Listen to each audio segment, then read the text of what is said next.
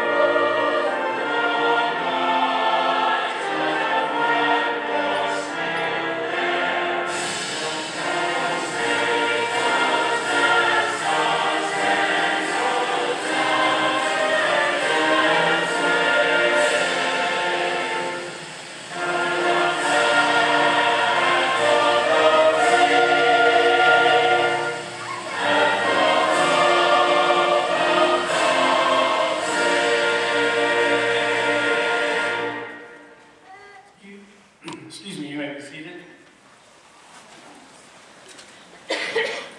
At this time, we'll have Mr. Snyder, Interim President, Keystone Technical Institute, to deliver a few remarks.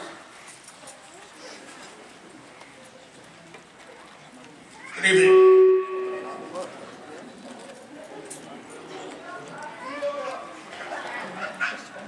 Well, that's fine, let me tell you.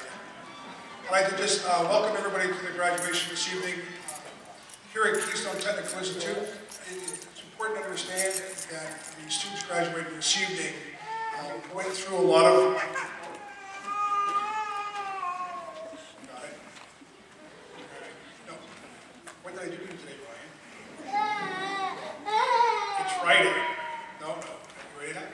My problem is I don't need this, like someone would say. The students go through a lot of triumphs to get to this point in order to go from point A to point B and go through their programs, put up with the study, put up with the tests, put up with the grades, and wondering what's coming next. I'm pleased to announce tonight that of the students graduating this evening, we are at 80.48%, just short of 81% of the students graduating already are employed in the field that they came to school here for. That's remarkable for them on their part. Let's give them a round of applause. Our mission as a for-profit career school is to do just that, to take students, bring them in, train them the skills that they're supposed to need for the employers and match them up and get them employed. That's what Keystone Technical Institute does. When we stop doing that, then we are failing what we do. We have two different types of degrees and diplomas. Some students here this evening are receiving an associate degree, which is occupational in nature. It's occupational in the sense that 80% of what they learn is skills-based and based directly towards the career which they were training for. The other is the diploma. The difference between the two is one's just a little bit shorter than the other. Some students cannot take the time because of what goes on in their life to spend 15 or 18 months in school, that they need to do it in 9 months or so. So we also have, I think, 2 students with us this evening that will be graduating from our FDUP program. For those of you that go to a dentist, there's an up and growing trade, which is the EFTA function within the office that normally a dentist would be doing. Well, now some of our dental assistants are being trained to do those functions in the office, and we have a program that's 200 hours in length that trains existing working dental assistants in the EFTA functions. I'd just like to take a minute and acknowledge my wife, who says at orientation we don't let anybody know who she is. Most people know her as the vending queen because she handles all of the vending situations that go on in the school. Well, I get my time here now, and I'd like to thank her personally because without her, I would not be able to do this. She is my backbone, and she supports what I want to do here at KTI. We came here in 2006, and she decided actually, and I don't tell many people, so I'm going to tell you all, I gave a husband who's married in the room, who wishes they weren't married, and that's just a little joke there. But for those of you that are married or soon to be, you'll understand that on your anniversary, it's a very special day. So one day in September, I think it was September the 5th in 2006, I gave her the best gift one can ever ask for as a spouse. She came to work with me. So when she showed up, she had a dozen of roses at work, and that was her anniversary present in 2006. And we bring our dog to work every day, and it's a great thing. I acknowledge her today and thank her for supporting myself and all of KTI at the same time.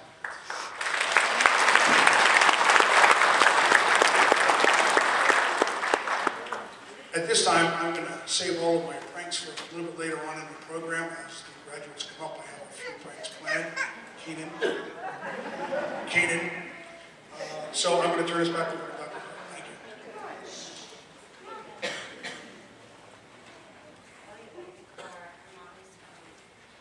At this time, it's my privilege to introduce our guest speaker for this evening. Our guest speaker is Mr. David Hess, who is a former secretary of the Pennsylvania Department of Environmental Protection. During his tenure as secretary and a senior manager at DEP, the agency won more national and international awards than any other state agency in the whole country. The awards involved innovations in communications, public involvement, brownfield industrial sites, and using information technology in unique ways in watershed and water resource protection.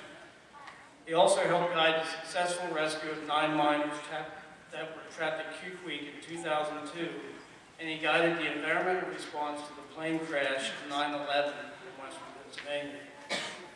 Our guest speaker has a master's degree in urban and regional planning from the University of Illinois and a bachelor's degree in urban studies from Shippensburg University. At this time, I would like to welcome Mr. David Hess.